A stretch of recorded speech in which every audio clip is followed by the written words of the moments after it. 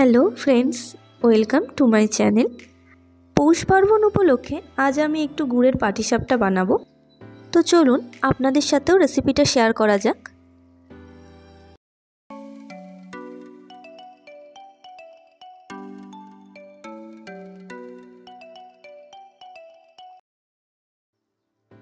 পাটিসাপটা বানানোর জন্য আমি এখানে 2 কাপ গোবিন্দভোগ চালের গুঁড়ো নিয়ে নিলাম।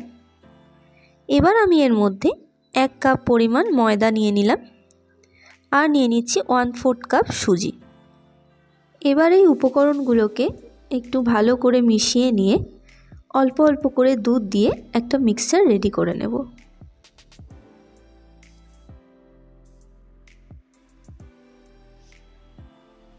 আমি এখানে টোটাল 3 কাপ পরিমাণ দুধ ইউজ করেছি আর 1 কাপ পরিমাণ জল। আমি সমস্ত উপকরণগুলোকে যে পরিমাপে ইউজ করেছি এইভাবে যদি আপনারা বাড়িতে এই মিক্সচারটা রেডি করে নেন তাহলে পাটিসাপটা একটু ভেঙেও যাবে না আর লাগবেও না। মিক্সচারটা আমার রেডি হয়ে গেছে। এবার আমি একটা গুড়ের পাটালি নিয়ে নিয়েছি। এটাকে আমি ছুরির সাহায্যে একটু গুঁড়ো করে নেব। এবার আমি এই গুড়টাকে মিক্সারের মধ্যে দিয়ে দেব, দিয়ে এটাকে ভালো করে মিশিয়ে নেব। মিষ্টির জন্য এর মধ্যে আমি আরও 2/3 কাপ চিনি দিয়ে দিচ্ছি।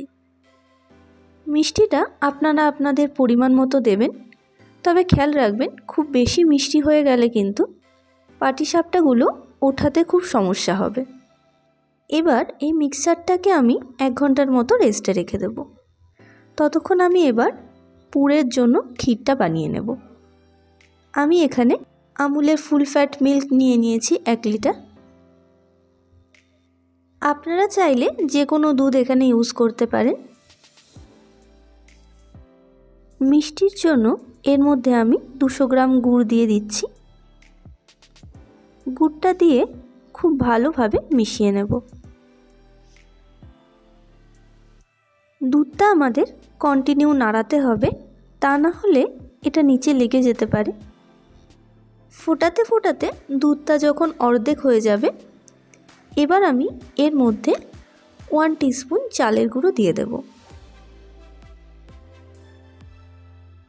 চালের গুঁড়োটা দিয়ে খুব ভালো করে আমি মিশিয়ে নেব যাতে এর মধ্যে কোনো রকম লাম্পস না হয়ে যায়। ক্ষীরটা আমার একদম রেডি হয়ে গেছে। আপনারা দেখতেই পাচ্ছেন এটা কিছুটা সন্দেশের মতন হয়ে গেছে। এবার আমি এটাকে একটা প্লেটের মধ্যে ঢেলে নিচ্ছি।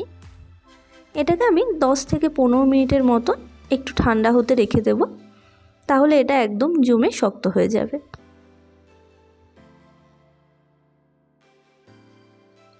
সুজি আর চালের গুঁড়োটা খুব ভালোভাবে ফুলে নরম হয়ে গেছে।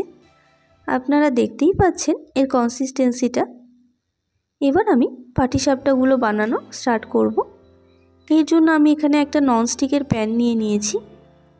প্যানটা খুব ভালোভাবে গরম হয়ে গেলে এর মধ্যে আমি 1 টিস্পুন ঘি দিয়ে একটু ব্রাশ করে নিচ্ছি যাতে পাটিসাপটাগুলো প্যানের গায়ে লেগে না যায়।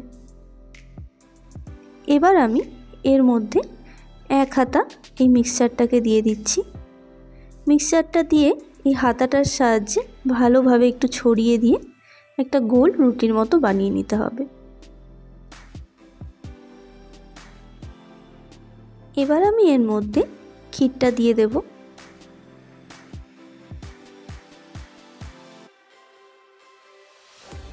ক্ষীরটা দিয়ে এবার আমি একটা স্প্যাচুলার সাহায্যে আস্তে আস্তে করে পাটিসাপটাটাকে মোড়াতে থাকব।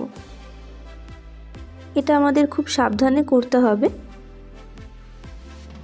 আপনারা দেখতেই পাচ্ছেন খুব সুন্দরভাবে পাটিসাপটাটা আমাদের উঠে যাচ্ছে।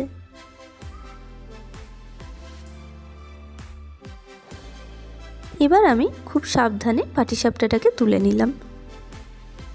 এই একই রকমভাবে আমি বাকি পাটিসাপটাগুলো সব ভেজে নেব।